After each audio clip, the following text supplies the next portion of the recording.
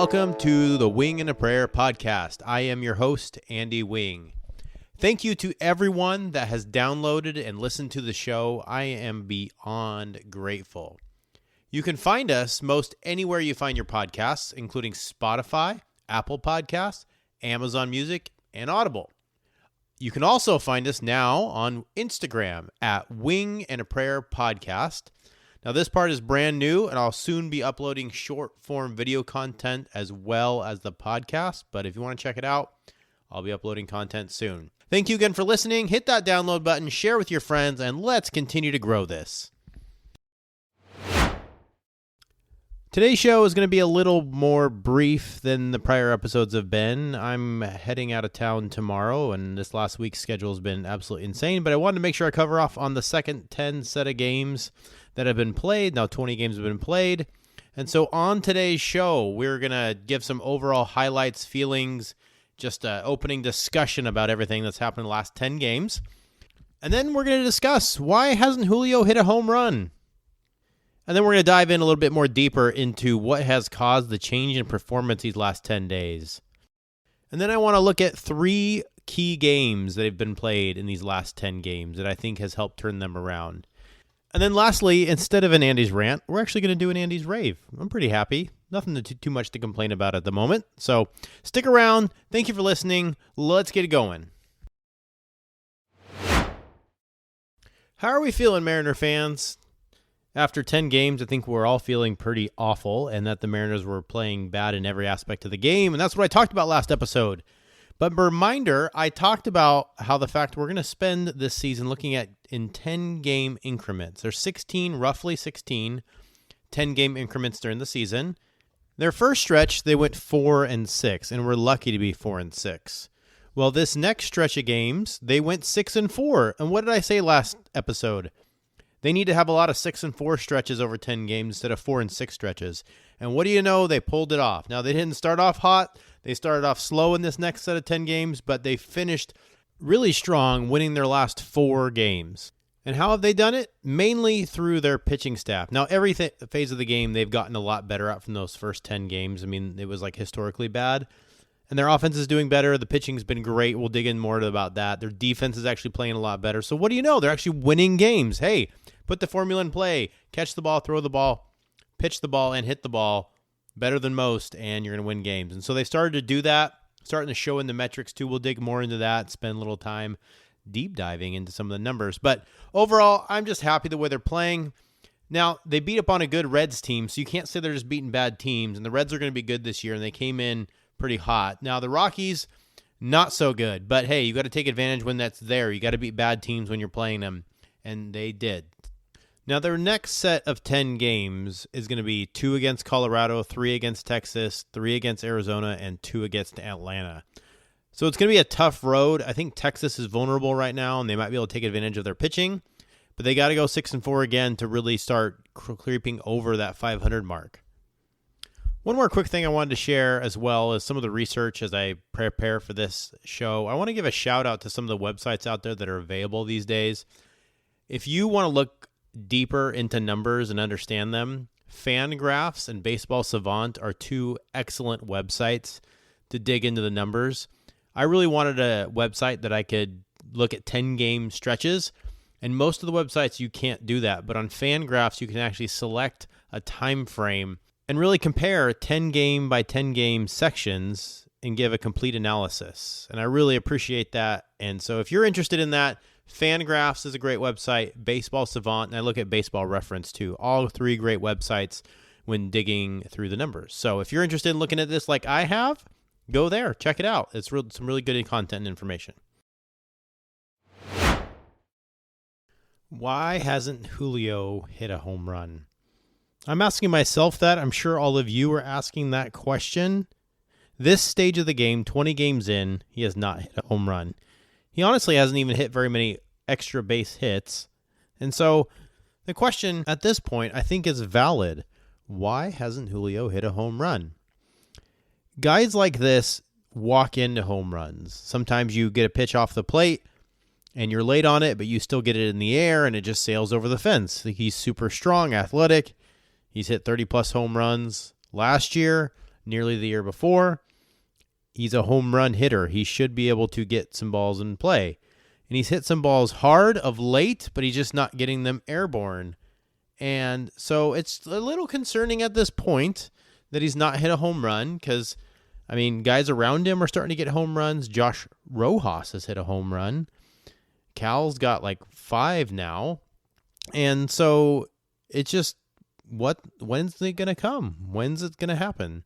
Every game, it's almost like Julio watches, are going to hit a home run. So if I look at the numbers, some of his percentages are down so far compared to his career averages. His career hard hit percentage, which is when the ball exits the bat at 95 plus miles per hour, well, his career is 50.9% or 51. And so far in 2024, it's only 41%. His barrel percentage, another sweet spot of the bat, career 12.2%. So far, 8.7. Even with that, though, you'd think some of those would result in a home run, but they haven't. And so I think baseball goes through swings, and sometimes you just get a little more favorable luck. Sometimes you don't, and he's just going through a stretch. I know he's going to come out of this. He is going to hit home runs in bunches. The next stop on the road trip is going to be in Texas, and he has always hit well in Texas. So I am going to put my prediction out there that he's going to hit at least 1 home run in that Texas series. And I know it's going to turn around for him. We all know he's not going to go the whole year without hitting a home run, but I thought it was worth talking about. It's just kind of an anomaly that he hasn't hit a home run yet. Guys that don't hit home runs have hit home runs, and he hasn't hit one yet. So keep your eye out. Let's keep an eye out together. Let's watch to see when he hits his home run. We can celebrate when he does, because I'm sure once he does, he'll hit like 5 in a 10-game stretch, I'm sure. So keep an eye on Julio. It's going to come around. It's just the way baseball goes sometimes. But anyway, I will say one more thing, though, too. His bat is getting hotter. I'm only doing a 10-game stretch, but in that Colorado series that just wrapped up today, he was absolutely smoking the ball. Now, mostly singles, but hitting the ball hard. And it just seems like when he starts doing that, the home runs come to follow. So it'll come right around the corner. That Texas series when he'll hit his first home run. Now let's dig into what has actually changed over these past 10 games. Now, as you remember, the first set of 10 games, they were terrible in every aspect of the game. Their defense was horrific. Their pitching staff was not living up to the bill, and the offense was scoring 3 runs a game. To me, the number one reason why they went 6-4 over the next 10 games was due to the pitching staff. We all know this offense at its best is maybe middle of the pack. But their starting staff and their bullpen is elite and should be elite. Well, in these past 10 games, they've actually showed it. The starting pitching staff has been dominant. They've had 8 straight quality starts, and they've gone 6-2 during those games. In the last 10 games, they've only given up an average of 2.5 runs per game. I'll say that again, 2.5 runs per game. You remember when the Mariners were only scoring 3 runs a game and how bad that was? Well, the pitching staff in the last 10 games are giving up less than that. But Andy, what is it about their pitching staff? Why are they doing better? Why are they only giving up 2.5 runs a game? Well, in the last 10 games, their strikeout rate is up nearly 1 strikeout per game from 8.97 to 9.6. But the biggest thing, I think, is their walk rate. 2.8 walks per game per 9 innings, and they're down to 1.5. That's over 1 walk per game less. 1 less base runner, 1 less opportunity. They're also giving up a half a home run less per game during that stretch. And they're leaving more runners on base. 83% of the runners that make it on base are being left on base by this pitching staff and not letting them score. The first 10 set of games was 67%, so a dramatic improvement there. And simply put, their ERA in the first 10 games was over 5. The last 10 games, it's 2.3. So when your pitching staff is doing that, it makes it pretty easy to win games. Your offense doesn't even need to be great. It just needs to be serviceable, and you win games. And we'll talk a little bit about a game where they should have won, even in this stretch, but still, to go 6-4, and they won some games pretty easily, which we haven't been able to say that. Anyway, we'll get into the offense next, but The pitching staff has just been lights out, and they really got to continue that forward. And it's not only the starting staff, the bullpen has been lights out too. They have not blown a save, and when I last checked, they were the only team in baseball that had not blown a save yet, which is incredible. And the bullpen has just come through. We've had guys come up from the minor leagues already. They're like, who's this guy? Whatever. He is just shutting people down left and right. Trent Thornton has pitched amazing. That is a guy I didn't have a whole lot of faith in, but he has come in and just got out after out after out. Stanek has been lights out, and I love his fastball and his split finger, and so the bullpen has really come together. And the bullpen's ERA is under 3, one of the tops in the league, just doing their thing. So this is really keeping them alive and helping them get back up to the top. And after that performance yesterday, tied them for first place. The AL West is not great so far, but hey, tied for first place, pretty good situation to be in. Now the offense.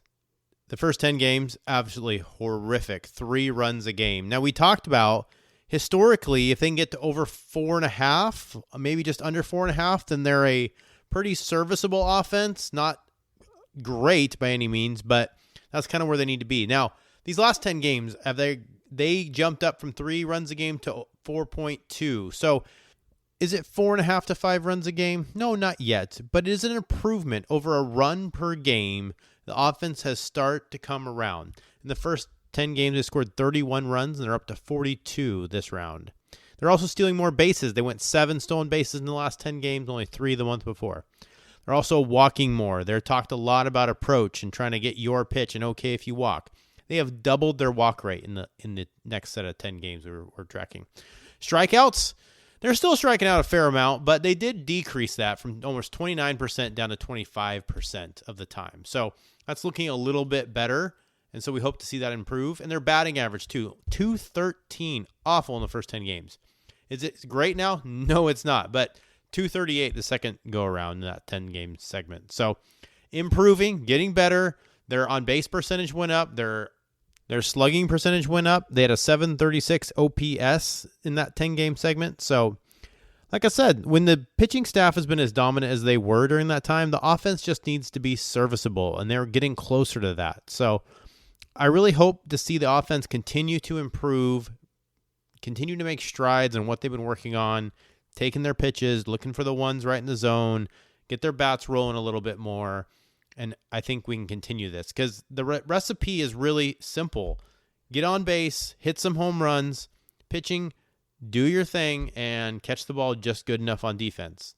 And for the defense, their defense is not great. It's never going to be top-notch in the league. But they have been making plays, and their defense has been playing a lot better. They've made a lot of great plays in the field. Even Jorge Polanco's made some really nice plays. Luis Arias has made some really nice plays. Josh Rojas has really come around defensively as well. And they're just not making nearly as many like bonehead, just kind of like, what are you thinking type plays as well. And so that can help contribute to wins. All of a sudden, like guys aren't getting on base when they shouldn't be on base. And they're turning double plays now. And so it seems like they've settled in defensively. Like I said, they're not going to be great, but they are coming around and playing a lot better. So the first 10 games, awful in every phase. This next set, not perfect, but awesome pitching, pretty good defense, and serviceable offense, and that's a 6-4 stretch. And so sometimes your offense is probably going to play better, and the pitching's not going to be as good, but if they can keep the defense consistent and make some plays in offense and counteract the pitching, I think they'll be okay. So they just got to keep doing 6-4 and 7-3, 10 game stretches, and they will be just fine. Next, we're going to look at 3 pivotal games in this last 10-game stretch that I think played a real factor in where they are right now. And I'm going to continue to do this, I think, on future episodes. Just look at key games that had an impact, either good or bad, in the season. First up, we're going to look at the Wednesday, April 10th day game against the Toronto Blue Jays. This was game 3 in this 10-game span. They lost the first 2 against these Blue Jays. They were not scoring runs. They hadn't scored more than 5 in any game this year to this point. And again, in the Toronto series, just not putting runs on the board. And even in this game, it was tied at 1 at the end of 9. They'd only put 1 run on the board after a great pitching performance, but they scored 5 in the 10th inning and won 6-1. Not only did it stop the 2-game losing streak and got the win on the board, but it broke past that 5-run barrier that they hadn't seemed to be able to break. And so I feel like this kind of unlocked the offense a little bit. They kind of relaxed after this, and we've seen the performance uptick. And so getting those 5 runs in that 1 inning was huge. They had not done that yet, and it made, I think, the team realize, okay, we can do this. We've got it. It's fine. I hate saying it, but it's early. And so just be able to get those 6 runs, get the win, and get them going in the right direction, I thought was a great thing. The next game was later that weekend. I was at this game because it was Little League Day, and I brought my son out there. We got to walk around the perimeter of the field before the game, and what a special experience it really was. But the game itself, that was Sunday, April 16th, against the Chicago Cubs. That game, they lost 3-2. And I thought this was a pivotal game because the way they lost. The pitching staff did great in that game. Luis Castillo gave up 3 runs, only 2 earned over 6 innings, pitched a lot better than he had up until that point. And early on in the game, the offense didn't produce anything. But late in the game, in both the 7th and the 8th inning, they had a runner at third with less than 2 outs and could not tie the game. They were down 3-2 at that point and had opportunity after opportunity to tie the game or take the lead and just could not come up with even a serviceable out to get that run in. And it was just so deflating being there. But in the 9th inning, they got a runner on. Cal got a base hit, and they decided to pinch run Julio. Now, Julio had the day off, just giving him a break. And they said they weren't going to try to pinch hit him at all. Now, when he came into the game, I actually thought he should have pinch hit for Luke Raley in that situation with a runner on first and just give him the opportunity. He is your superstar. Yeah, he wasn't hot at the plate, hadn't hit a home run, but give him the opportunity. But instead, they pinch ran him, what I thought was strange. I get he's the fastest player and they want to get somebody in scoring position, but it just seemed like an odd move. And he was dancing all over first base. They threw over there once and didn't get him. But the second time, when I saw it live, man, I thought he's out. But they called him safe. But of course, I stare into the Cubs dugout because the manager will stick his hand up while he's waiting to look at the video, and then they'll twirl their finger in a circular motion if they want to play on and they're not going to challenge, or they'll take their hands like headphones to their ears and cup their ears to indicate they want to review. And once I saw him review it, I was like, it's going to get overturned. But they showed it up on the video screen, and it kind of looked like there wasn't enough evidence to overturn it. That's my opinion. But New York comes back and says out and call overturned, like literally game over. And I've been to 100 Mariner games live. I don't think I've ever seen anything like that, where your star player gets picked off at first base down 1 run to lose a game. Just absolutely wild. I also think this loss, even though it was terrible, but I think team learned a lot from that and okay, we're better than this. We can overcome this. Losses like this aren't going to happen every day. We had our opportunities. We will make the best of it going forward. And so they did. And so the last game I want to talk about is the very next day, Monday, April 15th. They played the Cincinnati Reds. The Cincinnati Reds were coming in hot. They were 3 games above 500, playing really well. They got some great superstar talent on that team, including the likes of Ellie De La Cruz, who is, I heard somebody talk about him being Usain Bolt in baseball, and it's true. He's 6'5", runs like a deer, hits with power. Just, anyway, amazing. But in that game, they were going against the Reds' best pitcher, and they lit him up. And they scored 9 runs and won 9-3, one of their first easy wins of the year. And their bats just broke out in a big way like they haven't all year. It was almost like that loss just kind of also relaxed them a bit. You know what? Let's just let it go. Let's turn the page. And the way they came out really showed me how they reacted to that prior loss. And they went on to sweep the Cincinnati Reds, which is not an easy team to sweep. And then they won the first game against Colorado, finishing with 4 straight wins. And so That loss against the Chicago Cubs was terrible, but the way they bounced back and won 4 straight after it, just remarkable. I just thought it was great. So those 3 games are really the pivotal moments in that 10-game stretch that I think turned the team around. Getting a good win, even having a bad loss, but then having a resounding win that helped carry momentum. Baseball can be such a momentum sport where things are going bad. You saw those first 10 games. Things were going bad, and they just keep compounding. But guess what? When it's going good, it seems like it compounds upon itself. Guys are playing confidently. They're getting hits. All of a sudden, hits turns into runs and walks, and then guy gets into a home run, and it just... And then the defense is playing well. That helps the pitching staff. Pitching staff's more confident. They're throwing their pitches, and it all just kind of works, and it's been really great to see. And so those are the 3 games I believe helped turn this team around and get them to a 6-4 stretch. And lastly on the show, we're going to mix things up a little bit and do an Andy's Rave instead of an Andy's Rant. Finishing 6-4 this last 10 and 4 straight wins, I am excited. There's not too many things I'm super unhappy about or to nitpick about right now. And so, anyway, I want to do a little bit of a rave, positive look at things. And honestly, an admission. So my rave goes out to the pitching staff for just being dominant, giving up 2.5 runs a game. But more mainly, Trent Thornton. Trent, I didn't have the highest expectations for you in our bullpen, but you have actually superseded anything any of us could have imagined to this far. Trent out of the bullpen has got a 1.04 ERA, and he started the season in 2/3 of an inning, giving up 2 runs, and that was his first outing in the game they won 4-3 in extra innings against the Red Sox. Well, since then, the guy has not given up a single run. He's only given up 5 hits over 8 innings and has reduced his ERA to 1.04.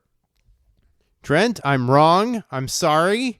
Keep it up. Keep doing what you're doing, man. Keep getting outs. I will happily get on here and tell you when I'm wrong. And I was absolutely wrong thinking Trent would be able to help our bullpen.